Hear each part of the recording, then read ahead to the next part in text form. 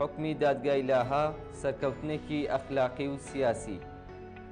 کەریم خان دادستانی باڵای دادگای تاوانەکانی لاها ڕۆژی دووشەممە 31 گوڵان بەرامبەر بە 20 ئایاری 2024 زاینی خوازیاری دەستگیرکردنی یاسایی نەتانیاهۆ سەرۆکوەزیری ئیسرائیل، یۆئاف گاڵاند وەزیری بەرگری ئیسرائیل و هەروەها سێ بەرپرسی سەرەکی ڕێکخراوی ئیسلامی حەماس یەحیا سنوار و محەممەد زەیف و ئیسماعیل هەنیە بوو. بڕیارەکەی دادگای نێودەوڵەتی لە وەڵامی داواکاریەکەی ئافریقای باشووردا دەرچووە.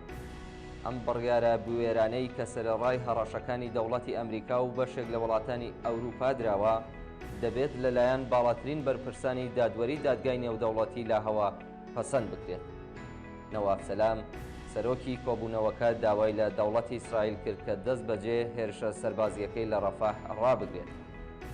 ئەرتەش و دەسەڵاتدارانی سیاسی ئیسرائیل دەست بەجێ بردومانی چەند شوێنێکی غەزەیان شڕ کردەوە و دەستیان کرد بە لێدوان و قسەی نەشیا و بەرامبەر بەو دادگایە، بە شێوەیە کە تەنانەت ناڕەزایەتی بەشێک لە کاربەدەستانی دەوڵەتە هاوپەیمانەکانی دەوڵەتی ئیسرائیلی لێکەوتەوە.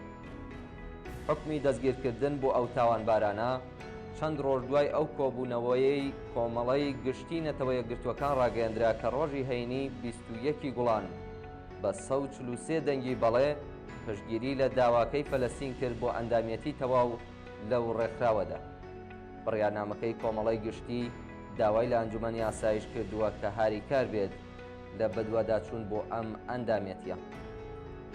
دەوڵەتی ئەمریکا لە دوایین دانیشتنی ئەنجومەنی ئاسایش بۆ پێداچوونەوە بە پرسی ئەندامەتی فەلەستین ئەم داوایەی وێتۆ کرد، بەڵام ئەو دەنگە ئەرێنیانەی ئێستا بۆ ئەم گەڵاڵەیە بە نیشانەی پشتیوانیەکی بەربڵاوی نێودەوڵەتی بۆ قبوڵکردنی ئەندامەتی فەلەستین لە نەتەوە یەکگرتووەکان هەروەها دژایەتیکردن لەگەڵ دەنگی وێتۆی ئەمریکادا دەنگێت.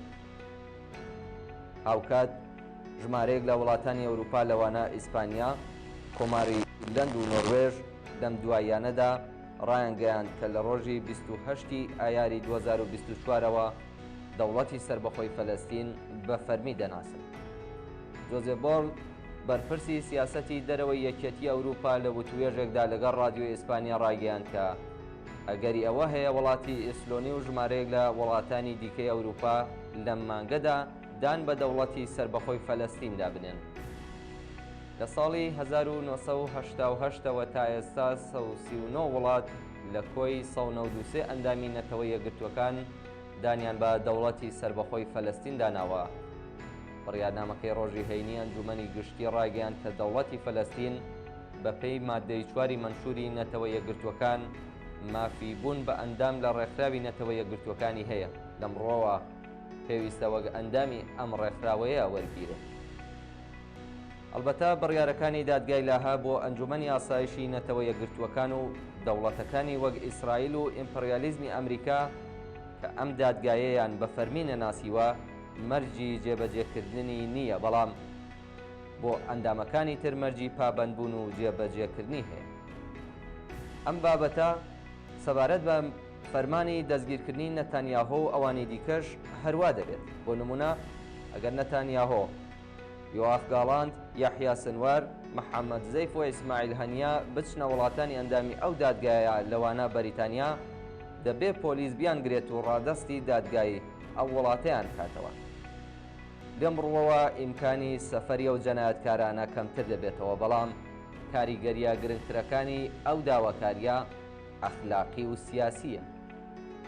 ئێستا کابینەکەی نەتانیاهۆ لە هەموو کاتێک ڕسواترە و پرسی فەلەستین و جەنۆسایدی دەسەڵاتدارانی ئیسرائیل لە غەزا کە بە هاوکاری ئیمپریالیزمی ئەمریکا بەڕێوە دەچێت ناڕەزایەتی بەربڵاوی جەماوەری لە ئاستێکی جیهانیدا بە دوای خۆی داهێناوە. خودی بایدن و وەزیری دەرەوەی وڵاتەکەشی لە ڕووی سیاسیەوە متمانەی خۆیان لە لای بیرروڕای ئینساندۆستانی ناوە و دەرەوەی ئەمریکا تر لە هەمیشە لە دەست داوە. هەروەها ناڕەزایەتی گشتی لە ناوخۆی ئیسرائیلیش لە دژی دەسەڵاتدارانی ئەو وڵاتە پەرەی سندووە و ژمارەیەکی زیاتر لە خەڵکی ئیسرائیل خوازیاری کۆتایی هێنان بە شەڕی غەزەن. ئەم بابەتە تەنانەت لە کەسایەتیە سیاسیە خاوەن وجدانەکانی وەک گیدئۆن لۆی نووسەرێکی لە دایکبووی ئیسرائیلیشدا خۆی نیشانداوە. ناوبراو ڕۆژی 23 ئەیار بەرامبەر بە 3 جۆزەردان لە سەردێڕێکی ڕۆژنامەی هەئارتس دانووسی دەوڵەتی ئیسرائیل لە غەزە تاوانی جەنگی ئەنجامداوە و حکومەکەی دادگای لاها دروست و دادپەروەرانەیە. بڕیارەکەی دادگای تاوانەکانی لاها لە دۆخێکدا دەرچووە کە ئینساندۆستانی چالاکی ئاشتیخواز و دژەشار لە ئاستی جیهاندا خوازیاری مەحکومکردنی دەوڵەتی ئیسرائیل، کۆتایی هاتنی دەستبەجێی یارمەتی دارایی و دابینکردنی چەک و چۆڵ لەلایەن دەوڵەتە پشتیوانەکانیان و لەسەرەوەی هەمویان دەوڵەتی ئەمریکا، ئاڵمان و بەریتانیا و هەروەها ئاگربەستی دەستبەجێ و ئاوەدانکردنەوەی غەزە و خەرەبووکردنەوەی لێقەوماوان و قوربانیانی ئەو شەڕن.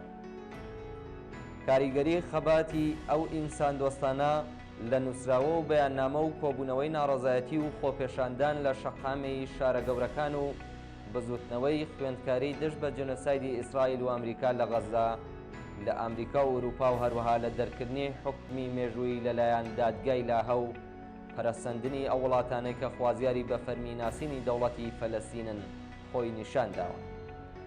ناڕەزایەتی و نەفرەت بەرامبەر بە کوشتاری دەوڵەتەکانی ئیسرائیل و ئەمریکا لە نێو کرێکاران و زەحمەتکێشانی ئێراندا تا دێت پەرەدەسێنێ و قوڵتر دەبێتەوە.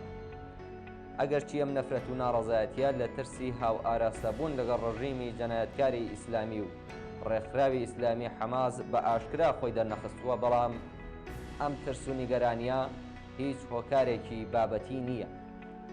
خەڵکی فەلەستین و بەتایبەت دانیشتوانی غەزە لە کاردانەوەی خۆیان بەرامبەر بە مەرگی ڕەئیسی جەلاد نیشانیاندا کە ئەوان لەگەڵ حەماس و ڕژیمی ئیسلامی هاو هەڵوێست نین.